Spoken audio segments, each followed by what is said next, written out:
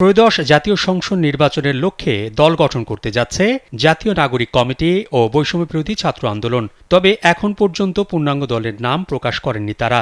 জানা গেছে চলতি মাসের শেষেই নতুন রাজনৈতিক দল আত্মপ্রকাশ করতে পারে।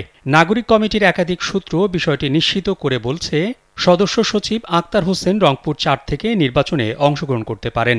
এদিকে নাগরিক কমিটির মুখ্য সংগঠক সার্জিস আলম পঞ্চগড় ১ আসনে, অন্যদিকে বৈষম্যবিরোধী ছাত্র আন্দোলনের আহ্বায়ক হাসনাত আবদুল্লাহ কুমিল্লা ৪ আসন থেকে, বৈষম্যবিরোধী ছাত্র আন্দোলনের মুখ্য সংগঠক আব্দুল হান্নান মাসুদ নোয়াখালী ৬ আসন থেকে, এছাড়াও জাতীয় নাগরিক কমিটির কেন্দ্রীয় নির্বাহী কমিটির সদস্য মোহাম্মদ হাসান আলী চট্টগ্রামে, মোহাম্মদ আবুল আহাদ দিনাজপুরে, আশরাফুদ্দিন মাহদি ও মোহাম্মদ আতাউল্লাহ ব্রাহ্মণবাড়িয়ায়, স্যান্ডেলিনা সো রূপচর্চায় আভিজাত্য, অনিক রায় সুনামগঞ্জে ও মনিরা শারমিন নওগাঁ থেকে লড়বেন।